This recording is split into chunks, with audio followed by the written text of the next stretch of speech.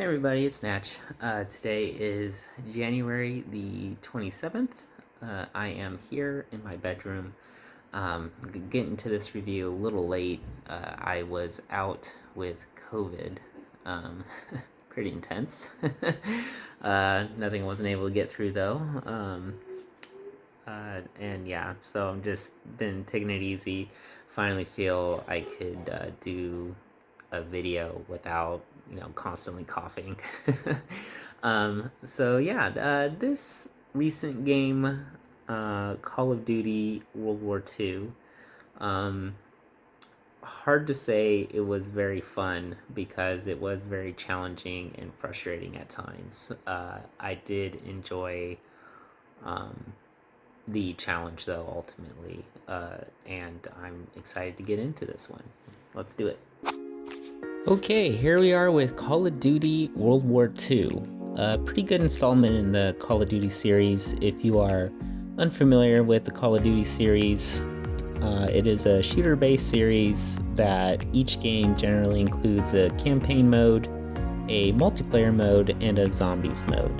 Campaign and player are self-explanatory, but zombies mode is where players play an infinite amount of waves of zombies and survive as long as possible. I thought World War II was very well done for a Call of Duty game. Everything from the campaign to zombies. The campaign itself can only be played in single player, but obviously multiplayer and zombies can be played with others, whether that be arranged or randomized teams. ESRB's rating for World War II is 17 and older, and although I agree with the reasoning, I do feel that in this day and age it is rather an appropriate game for 14 and older. I won't get into the reasoning here to just keep the focus on the review. However, if you are a parent that is concerned about violence and gore, or just really unsure about what their kid should be playing and doesn't have time to look into it, and really the voice chat features on the multiplayer mode, which in my opinion is the biggest thing parents should be concerned about, that ESRB does not consider, then I would definitely recommend staying with the ESRB rating. And there are multiple disturbing scenes of violence, and the voice chat and multiplayer tends to skew on the toxic side in these games, as it did on multiple occasions for me. I would say if you are a parent who wants to ultimately let their kid play, but is concerned about the inappropriate or abusive voice chat that can happen in multiplayer, the best thing you can do is just turn off the voice chat, or at the least just turn the volume down to 0 to avoid that. The game difficulty itself varies on what mode you play. For instance, the campaign can be played on very easy, but zombies progressively gets harder with each wave you play. World War II's campaign can be beaten within several hours. I'm unaware of any cheats that will assist you, but in multiplayer and zombies there are usually bugs that can help you in some situations, but overall nothing that can dramatically change the difficulty of the game itself. I only recall using one bug exploit on the first downloadable content zombies map to help get me more points really early on, but given the mode itself, that being zombies, just the general gameplay, overall it only shortened the time it took me to obtain the trophies I was going for, and it didn't affect the difficulty of the challenge itself. Also, that bug that I used can only be done solo, so the trade-off is not being able to have others to help you. So again, no cheats or bugs that can dramatically affect the gameplay, in my opinion, or that I was able to, find. Call of Duty generally does a great job of maximizing its trophy list to be very difficult. And World War II is no exception. On a scale easy to hard, the trophy list is hard. And I would recommend this only for experienced players who are, want to building their mental fitness through gaming. I feel that World War II helps build your mental toughness specifically, as a lot of these trophies are very challenging, whether it be playing the campaign on the hardest difficulty, doing specific tasks in the campaign, for example, shooting down all planes in a single sequence. There's also reaching certain ranks on multiplayer, which will require a combination of skill and strategy, or unlocking the Easter eggs on zombie maps, which are generally the pinnacle of Call of Duty trophy lists these days. All these help build your mental toughness, the ability to focus and get through a challenging situation, or at worst, if you fail, be able to pick yourself up, try again, and do better. There are a lot of trophies in World War II that I could highlight, but really the zombie Easter egg trophies are the best in my opinion.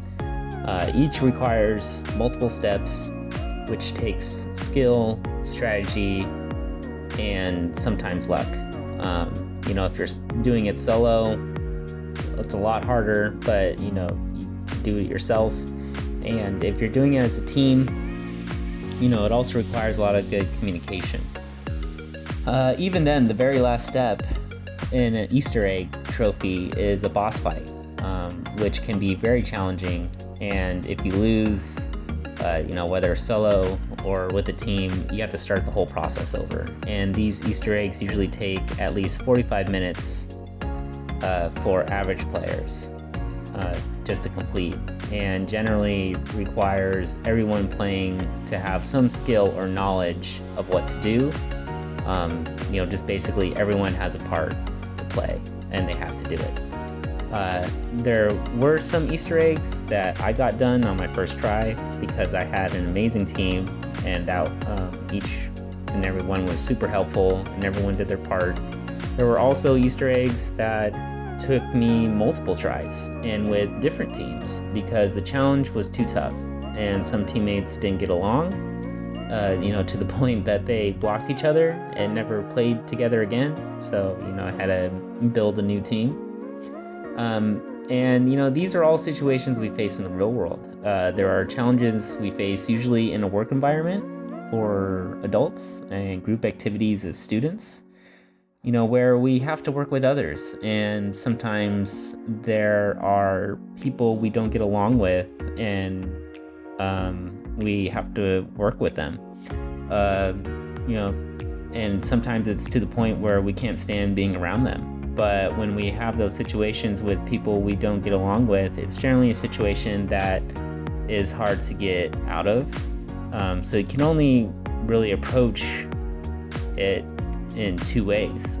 One being you do the most you can on your own, and fall into conflict within the group when minds clash and everyone fails or the success is tainted. Or two, you make the most of it as a team, highlight everyone's strengths, minimize what actions that can lead to confrontations, and you get the job done, move forward with a positive feedback and experience. Obviously the latter route is preferred, and regardless, handling these kinds of situations requires mental toughness to get through.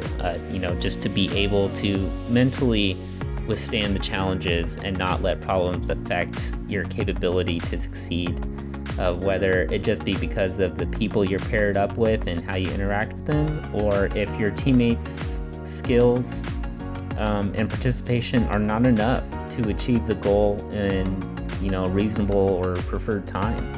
It's easier to give up and shut down in those situations, just throw in the towel and move on, believing that there was nothing more that could have been done.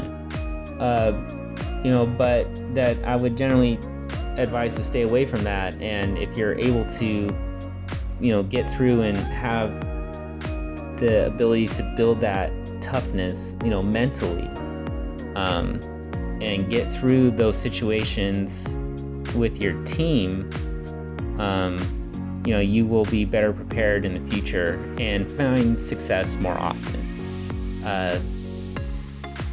So just going back, World War II, I felt did such a good job with their trophy list, and for help building mental fitness and specifically mental toughness, that I do not think there was actually anything more that they could have done to add as trophies to maximize the potential for building mental fitness for the game that it is.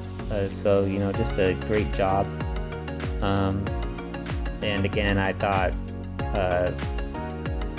World War II was a great game for building mental toughness specifically. It was challenging and at times very frustrating. Sometimes it was my fault, and sometimes it was a team failure. Either way, I picked myself back up, reflected on what went wrong, and changed my strategy or the team strategy to be better the next time. Ultimately got it done. And those are the best things that I learn, and I feel that I take with me into the real world. It's very easy to shut down, think differently when things fail, especially when you're in a team that you don't prefer to be on, or you have a teammate that isn't that great. But if you just work through it, find what can work, just keep things respectful, professional, you can get through it and you'll feel better about it. There's just a better confidence, there's a better mental toughness to be able to handle the challenge, and again, you be set up better in the future and find success more often. And just circling back, I do personally feel that if you play Call of Duty World War II, I feel it's personally appropriate for 14 and older, but if you are, again, a parent and unsure what to do, I recommend staying with the ESRB rating, which suggests 14 and up.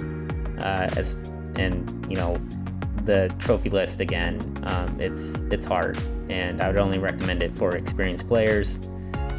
There are other shooter games that are better suited for beginners if you're looking to play gaming to build your mental fitness. All right, another review in the bag. Thanks for watching, and I'll see you all in the next one. Bye.